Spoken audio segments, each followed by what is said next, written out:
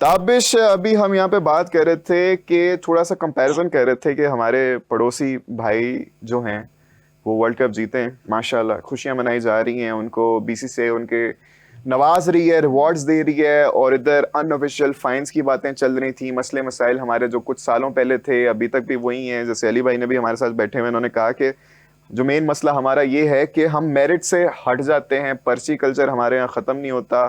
जिन लोगों को हम खिलाते हैं, टीम में लाते हैं या जिनको स्टाफ में लाते हैं, उनका वहाँ होना बनता है नहीं बनता, वो बहुत बड़ा क्वेश्चन मार्क है। तो अभी कल हमारा पहला मैच है बांग्लादेश के साथ जो सीरीज स्टार्ट हो रही है, उसमें भी आपको ये सारे मसाइल नजर आ रहे हैं?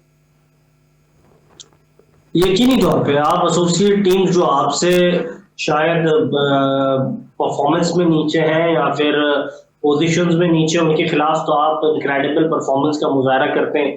बिल्कुल। पिछले 3 या 4 साल से जब भी वर्ल्ड कप हुआ है, आपने हमेशा अपने से एसोसिएट टीम के खिलाफ ज्यादा मैचेस खेले।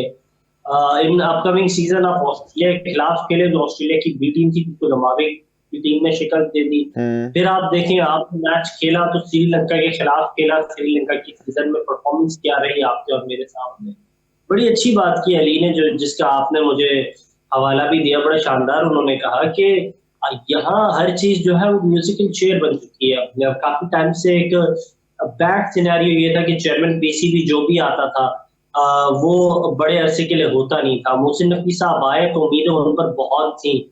ऐसा कि शायद वो जो है ये सलाहियत रखते हैं कि चीजें वो तब्दील कर देंगे। बिल्कुल। मतलब ये ऐसा शख्स आया था जिसको किसी सियासी हुकूमत की तरफ से दबाव नहीं था, लेकिन उनके जो मुशीर रहे इस दौरे हाजिर में, तो उन्होंने बिल्कुल सही मशवरा दिया नहीं। और मैं यही समझता हूँ, आपने एक्सपेरिमेंट्स किए, कोचिंग पैनल तब्दील कर देते हैं, हेड कोचेस तब्दील कर देते हैं, इंटरनेशनल कोचेस लाते हैं, फिर आप ये जो कोचेस हैं मकामी कोचेस, इनको चांस देते हैं। कप्तानों का मामला हो, आपने कब हर खिलाड़ी को कप्तान बना दिया। अब तो क्या रह गया? आप समझे, आपने इतना मतलब माहौल अब खराब कर दिया पाकिस्तान टीम के अंदर कि अब क्या मैं कहूँ। मतलब हर कोई कप्तान बन गया। अगर शाहीन फेल हो जाते हैं ओडीआई के अंदर, तो अब इसके बाद नेक्स्ट कैप्टन कौन है ओडीआई का? T20 के लिए आपके पास नेक्स्ट कैप्टन कौन है? तो आपने ये हाल कर दिया है पाकिस्तान की क्रिकेट का कि ना तो कप्तान रहा, ना तो ओपनर बैटर रहे, ना तो मिडिल ऑर्डर रही, ना तो स्पिनर्स रहे, ना तो आपका सीमर रहे। और ये हर सर्किट के अंदर है। टेस्ट उठा लेंगे, व्हाइट बॉल क्रिकेट हो या रेड बॉल क्रिकेट हो, दोनों में यही हाल है। हाल ही में मेरी बात हो रही थी पाकिस्तान के साबिक कप्तान राशिद लतीफ साहब से, और मैं आपको बताऊं उन्होंने मुझे क्या कहा। उन्होंने मुझे कहा कि ताबिश, अब पाकिस्तान की क्रिकेट आज की क्रिकेट के मुकाबले में 20 साल पीछे चली गई है। हम बहुत पीछे जा चुके हैं। और उन्होंने कहा बड़ा मुश्किल होता है तो टीवी पर बैठ के बात करना पाकिस्तान की क्रिकेट के लिए, जो क्रिकेट इतनी बर्बादी की जानिब बढ़ चुकी हो। दूसरा ये कि आपकी क्रिकेट तो इस तरफ पहुंच गई है, और आपने बड़ा प्यारी आगाज भी लिया, इब्तिदाई अपना दिया, उसमें आपने बीसीसीआई का और इंडियन क्रिकेट टीम का जिक्र किया। आप देखिए, वहां एक माइंडसेट है, वहां एक जो माइंडसेट है वो बहुत क्लियर है। अब वहां अगर जायसवाल नहीं खेल रहा है तो जायसवाल को रिप्लेस करने वाला खिलाड़ी जो है वो जायसवाल से बहुत अच्छा खेल चुका है, इसके लिए वो खेल रहा है। ईशान किशन, और ईशान किशन जब टीम में आए तो उनको एक रोल दिया, एज एन ओपनर दिया, वहां वो क्लिक करके फिर कहा नहीं, not an as own opener. आप वन डाउन पर आया, खेल के देखा, वहां जो उन्होंने खेला, उन्होंने बताया क्या वो चीज है। क्रिटिसिज्म था, मैं मानता हूँ, वहां जो फैंस का क्रिटिसिज्म पाकिस्तानी फैंस के मुकाबले में बहुत ज्यादा था। संजू सैमसन आईपीएल के अंदर एज एन ओपनर खेलते थे, लोगों ने क्रिटिसाइज किया, एज एन ओपनर उन्हें खिलाया, लेकिन जब उन्हें एज एन ओपनर खिलाया वो क्या बन के सामने आया। यही मसला है। हम बार बार कह रहे हैं कि टाइम जो है बहुत अच्छा प्रोडक्ट है आपका, आपने उसको फिजूल में जो है स्पिनर बना दिया। हम उसको कल तक सईद अनवर कह रहे थे, आपने सईद अजमल बना के दे दिया। अब ऐसे माइक हेसन का मैं करूं जिसने मेरे सईद अनवर को सईद अजमल बना दिया।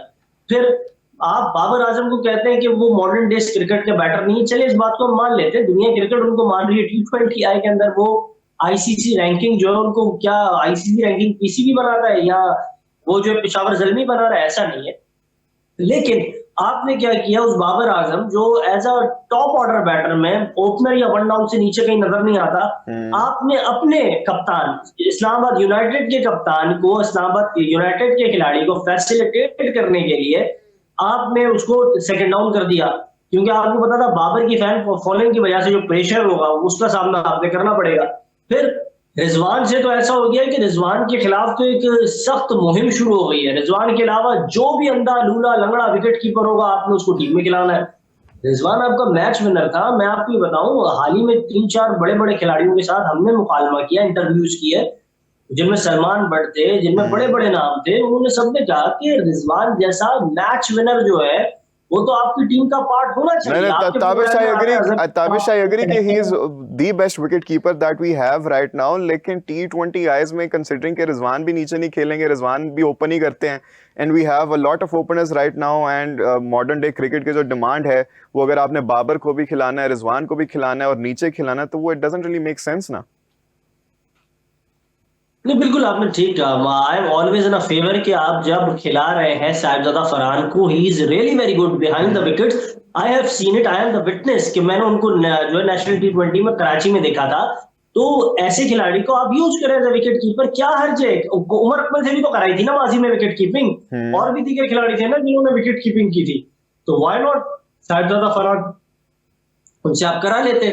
कल तक तो यही माइक हेसन जो है बयाना दे रहे थे कि बाबर आजम से विकेट कीपिंग करा दूंगा। यहां तक मतलब इंतहा आप देख रहे हैं सोच की कितनी, मतलब महदूद और जो है नादानी की सोच है इनकी।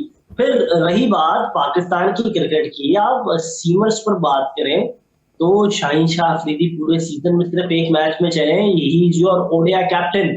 और आप हाईएस्ट बड़े इकोनॉमी गई फॉर्मेट है में उनकी, उनके हाईएस्ट कप्तान बना इकोनॉमी। के, तो नहीं वही तो मैं कह रहा हूँ, सिर्फ शाइन एक मैच में चले अगेंस्ट इंग्लैंड, और इंग्लैंड में भी वो जो मैच आपने देखा, it was really very terrible when Harry Brooks was breaking the ice of Pakistani bowlers. तो वो सारे सिनेरियोज बड़े अजीब थे। लेकिन फिर मैं वापस से आऊंगा ऑन द कॉन्टेक्स्ट के, हाँ। ये सारे सिनेरियो के बाद where is the selection committee, where is the chairman selection committee? यही वजह होती है, जब चेयरमैन सिलेक्शन कमेटी होता है तो वो जिम्मेदार होता है। यहाँ कोई जिम्मेदार नजर ही नहीं आ रहा। जब चेयरमैन पीसीबी से बात की जाती है, वो कहते हैं कि मैंने तमाम पावर्स अपने जो है शिफ्ट कर दिए हैं अपनी सिलेक्शन कमेटी, कोचिंग पैनल और कैप्टन पर। फिर जब सिलेक्शन कमेटी की बात की जाती है तो there is no chairman selection committee, जिसको चीफ सेलेक्टर हम कहते हैं। फिर इसके बाद जब कोचिंग पैनल की बात की जाती है, आपने कहा कि हमने जो है जेसन गिलेस्पी और गैरी क्रिस्टियन को इसके लिए फारिग कर दिया क्योंकि वो तो पाकिस्तान टीम के साथ होते नहीं है।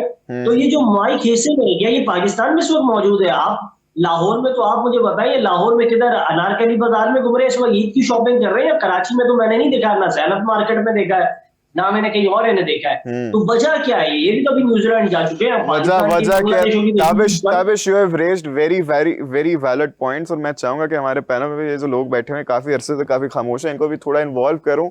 Ali, you have heard a lot from Tabish so far, Rizwan की तरफ, रिजवान से भी रिलेटेड बातें साहिबजादा फरहान की भी, और अब माइक हैसन की भी आ गई कि उनको इसलिए पुराने कोचेस को इसलिए फारिग किया गया था कि पाकिस्तान में नहीं होते। माइक हैसन कहाँ पे ईद की शॉपिंग करते हुए गुम तो नहीं हो गए? माइक हैसन का देखें, वो पीछे बैकग्राउंड उनका आई थिंक न्यूजीलैंड से या न्यूजीलैंड फाइनल खेला, लेकिन जिस टीम को उनका मतलब एक क्या कहें फिलोसफर कोचिंग कर रहा था, वो सुपर 8 से बाहर होगी। माइक हैसन को मेरे ख्याल में खुद चले जाना चाहिए था, मतलब मैं समझता था, क्योंकि इनमें गोरों में एक चीज होती है, अगर ये डिलीवर नहीं कर पाते तो सेल्फ रिस्पेक्ट, अकाउंटेबिलिटी। लेकिन मुझे समझ नहीं आ रही, देखिए अगर जयसूर्या जैसा बंदा रिजाइन कर सकता है, हाँ। ठीक है, और इनका तो कोई क्रिकेट से मतलब वाबस्तगी भी नहीं है, ताल्लुक भी नहीं है, कुछ स्टैट्स के माहिर हो तो मैं कुछ कह नहीं सकता, क्योंकि क्रिकेट भी अब साइंस बन चुकी है। बहरहाल ये क्या कहते हैं उसे, माइक हैसन वाला तो T20 मेरे ख्याल में इस वर्ल्ड कप के असाइनमेंट के बाद इन्हें रिमूव कर देना चाहिए। लेकिन मुझे लगता है कि वो ओडीआई में, अब आपको पता है बांग्लादेश के साथ सीरीज होने जा रही है।